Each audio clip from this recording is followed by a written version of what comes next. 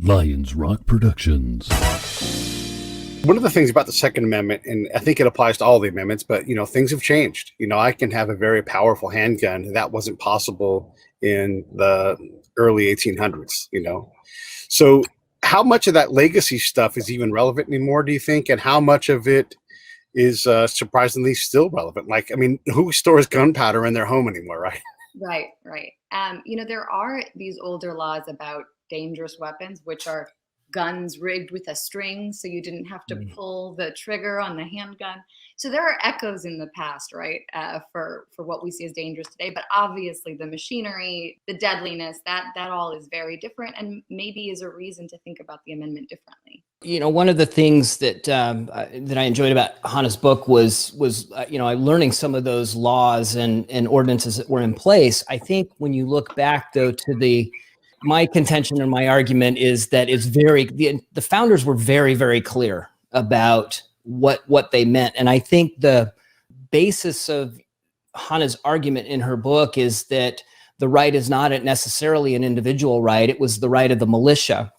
And I think that couldn't be further from the truth. When you go back and read what the founders were writing at the time and the history that preceded them in English common law and what they understood of English common law and the necessity of protecting the individual right to bear arms, I think that premise falls flat. And so it was hard for me after reading that the argument, or one of the base arguments in the book, is that this is not an individual right, it's the right of a militia, and it should be well regulated, and therefore legislatures and executives in the states and in the federal government have the rights to or the abilities to limit this fundamental right, I think is contrary to everything the founders believe. And they were quite clear on this. I mean, Benjamin Franklin, they that can give up essential liberty to obtain a little temporary safety deserve neither liberty nor safety. Thomas Jefferson, I prefer dangerous freedom over peaceful slavery. And certainly George Washington, which I think we all point to and think of fondly as our first president today on Inauguration Day for a new administration. A free people ought not only to be armed, but disciplined. It was quite clear, and I've got 100 quotes here from the Federalist Papers and other contemporaneous literature of the time, but it's quite clear that this was intended to be an individual right. And that was reaffirmed in Heller, contrary to sort of the preceding 80 years of theory that it was not, in fact, an individual right, but was just a right given to a state militia. Hana, you're a lawyer. What do you think? So, I would actually sort of answer a slightly different question, which is, even if we totally disagree on that, even if it is an individual right, I think maybe we can both agree that it's not an absolute right. And that's what that paragraph in Scalia's opinion, District of Columbia versus Heller, was getting at, that there are places where the right can be limited. The same way the free speech right is not absolute. Can't yell fire in a crowded theater. Can't bring a loaded weapon to schools. And I don't know, I'm curious to hear what you'd respond to that, Ryan. Well, I think there have been limitations on it, and I do think there's a place for discussion. But what is typically proposed, and it's really apropos that we're having this conversation today based on the fact that we've got a new administration coming in that looks to be probably the most anti-gun administration in the history of the country. And will probably try to implement a series of executive orders that will restrict or limit freedoms. I think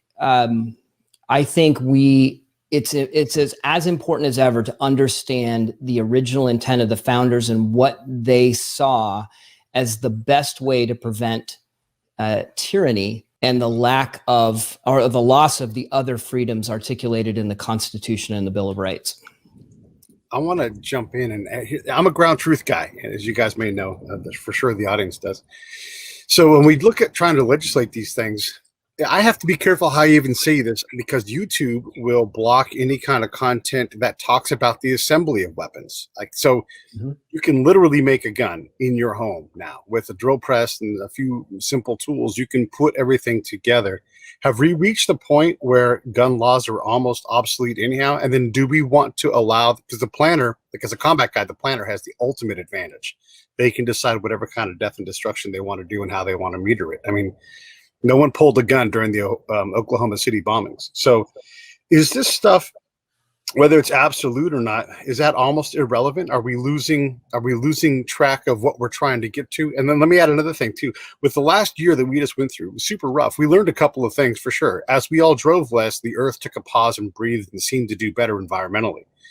And we also learned that the police aren't necessarily reliably going to show up, especially if you're in a community where there isn't much police. You can be in Kern County, California, and not have another cop around for half an hour. The other day, we had police officers on the show, and what this lady said, she was an officer in Oakland, California, and she was the only free officer in the entire city because everybody else was either sick, broken, or actively engaged in some kind of policing process in Oakland. So when we look at these things, we think, gosh, you need to be able to protect yourself. How do we deal with these? And I guess I'm asking you, Hana, first, but how do we deal with these realities? How do we deal with the planner's advantage, being able to defend our home when we can't rely on the police necessarily? I mean, even in Oakland, you cannot rely on the police. It's crazy. And then just the ability to just simply make these things on a 3D printer at home or at the drill press. So again, not a challenge, but just this is a reality. Yeah, the 3D printing, there's a case on it right now. I can't remember exactly sort of what stage of litigation it's in, but I know that there's a case challenging the ability, for people to make those 3D guns. And because it's sort of novel and confusing, it wasn't a Second Amendment case, if I'm remembering right. It was something under the Arms Export Control Act. Interesting.